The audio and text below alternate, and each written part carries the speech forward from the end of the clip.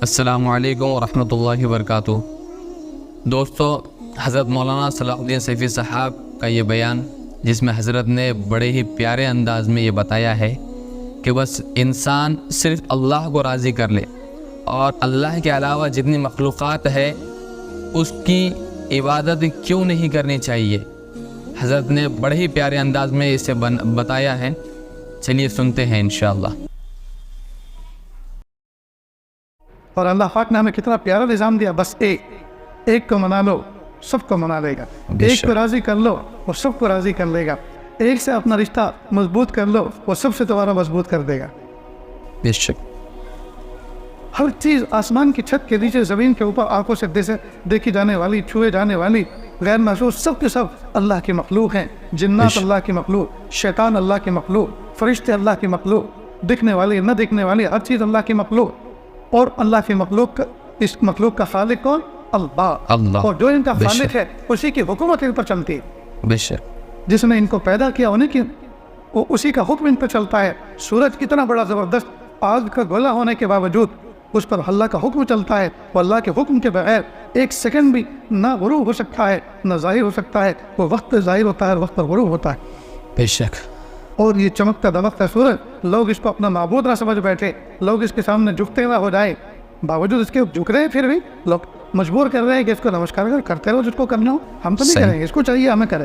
صحیح ہے۔ تو اللہ کی مخلوق ہے، ہمارا خادم ہے۔ میری اگر کوٹھی ہو، میری کمپنی ہو، میری فیکٹری ہو، میرے دربان ہو، میرا واچ مین ہو، ان کو چاہیے کہ وہ جو ہے مجھے سلام کرے، ان کو چاہیے کہ وہ میرے ہاتھ پیر دبائے، اس کو چاہیے میری خوشامد کرے، میں ان کے جوتے سیدھے کروں، میں ان کے سر پہ تیل کی مالش کروں، میں ان کو پانی پلاؤں، تو الٹا معاملہ ہو جائے گا۔ صحیح ہے۔ اگر میرے گھر میں کوئی سویپر ہے، جھاڑو دینے والا بنگی ہے، وہ آ کر ٹوائلٹ باتھ روم کی صفائی کر رہا ہے، تو میں اس کے حسن کو، خوبصورتی کو دیکھ کر، اتفاق سے اگر وہ خوبصورت ہو، اس کو دیکھ کے اس کا دیوانہ، اس کا عاشق ہو جاؤں، یہ تو میری پرلے درجے کی بیوقوفی ہے۔ اس کو چاہیے کہ مجھ سے محبت کرے، مجھ سے محبت کی بات کرے، لیکن یہ میری شان نہیں ہے کہ میں اس سے الٹا محبت کروں۔ دیکھو تو میرا خادم ہے۔ یہ ساری کی ساری مخلوق جو ہے وہ ہمارے خادم ہیں، چاہے وہ آسمان کے جگمگاتے ستارے ہو، یا چاند ہو، یا سورج ہو، یا دریا ہو، یا پہاڑ ہو، یا کوئی بھی چیز ہو، وہ سب کے سب اللہ کی مخلوق ہے۔ اور میرے لیے اللہ نے ان کو پیدا کیا تاکہ وہ میری کھیتیوں کو باہو بہار رکھیں، ان کو چمکائیں، ان کو پکائے، ہر چیز میری خدمت کے لیے ہے۔ تو جو میرے خادم ہیں وہ میرے آقا کبھی نہیں ہو سکتے، وہ میرے مالک کبھی نہیں ہو سکتے۔ بے شک، وہ بالکل میرے صحیح خادم بات ہے۔ ہیں اور میرا مالک تو صرف ایک ہے، ہم سب کا مالک ایک ہے، وہ ہے اللہ۔ اس نے جو کہا وہ کریں گے، اس نے جس سے منع کیا اس سے رکیں گے، اس نے جس سے منع کیا اس سے رکیں گے۔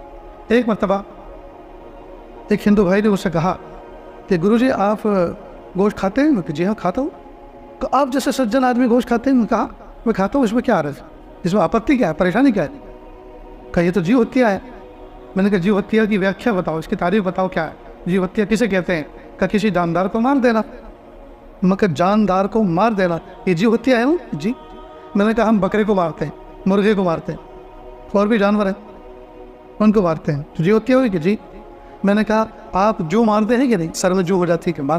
میں کہا مچھر کاٹتے ہیں تو مارتے ہیں کہ نہیں؟ بے شک جی۔ کھٹمل کسوں کو مارتے ہو؟ کیونکہ ان کو ہم مارتے ان کو تم مارتے، تو پاک تو پوتر کون ہوا؟ پاپی تو دونوں ہوئے۔ دونوں صحیح ہیں۔ میں وہ حیران، میں نے کہا کینسر کے جو جراثیم ہوتے ہیں یہ بھی تو جیو ہے نا اس کے اندر، تو ان کو بڑھنے دو، پلنے دو۔ ان کو مارنے کے لیے تو لندن امریکہ تک جاتے ہیں آپریشن کروانے کے لیے، دوائی لیتے ہیں۔ کھیتی باڑی کے اندر جو جیو جنتو ہو جاتے ہیں، ہماری کھیتی باڑی کو خراب کرتے ہیں، اسپرے کیوں کرتے ہو، کیوں مارتے ہو؟ یہ جیو ہتیا کرتے ہو۔ بے اور یہ جو کرونا، اس زمانے میں کرونا تھے تو بہت پہلے کی بات ہے، کرونا ہوتا تو میں کہتا ہے اس کرونا کو پالو، ڈبوں میں بند کر کے رکھو، سنبھال کے رکھو، یہ بھی تو جیو ہے۔ لیکن اس کے لیے تو اسپیشل میڈیسن بنائے جی، اور اس کو لازم قرار دیا، اس کے کارڈ بنائے، ویکسین لینا فرض قرار دے دیا، گویا اس کو مارنا، اس کے مارنے میں، اس کی ہتیا میں سارے کے سارے دیش کو حصہ لینا پڑے گا۔ تو سب سے پہلے پی ایم لے گا، سی ایم لے گا۔ واہ واہ واہ واہ، کیا بات ہے۔ ہم اپنے مالک کے حکم کو پورا کریں تو ہتھیار ہے، ہم جیو ہتیا کرنے والے، اور خود تم کسی کو بھی مارو جی، اور جب جوش آئے تو حضرت انسان کو مان دو، موبلائزنگ کر دو۔ یہ کتنی بڑی بات ہے، بڑی پیاری مثال ہے دوستو۔ کائنات میں میرے بھائی، میں نہ مجھے حق ہے کسی مذہب کی برائی کرنے کا، बस मैं तो ये बता रहा हूँ कि इस्लाम ने क्या सोच दी है कि एक अल्लाह को मानो, एक अल्लाह की इबादत करो, उसके अहकाम को फॉलो करो, दुनिया में भी कामयाब हो जाओ और मरने के बाद भी कामयाब हो जाओ। बेशक जी। तो दोस्तों देखा आपने कि हज़रत ने कितने प्यारे अंदाज में हमें बताया है कि इस्लाम ने हमें कितना प्यारा निज़ाम दिया कि बस सिर्फ एक की इबादत है, उसके अलावा किसी की नहीं। ये सारी मखलूक है, ये अल्लाह तबारक ताला ने इंसान की खिदमत के लिए बनाई है, इंसान ये खादिम है। और आपने वो वाक़या सुना कि हज़रत ने कितने प्यारे अंदाज में उस आदमी को बताया कि भाई हम जब जीव हत्या करते हैं तो आप भी तो वही करते हैं। तो ये तो मखलूक जो बनाई है अल्लाह ताला ने, ये तो इंसान की खादिम है। और दूसरी बात यह है कि जिस तरीके से अगर हम किसी की हत्या कर रहे हैं तो आप भी तो कर रहे हैं, तो मुजरिम तो दोनों हो गए। बेशक बड़ा प्यारा निज़ाम है इस्लाम का। अल्लाह ताला से दुआ है कि अल्लाह ताला हम सब तमाम को इस पर अमल करने की तौफीक नसीब फरमाए। अस्सलामु अलैकुम व रहमतुल्लाहि व बरकातुहू।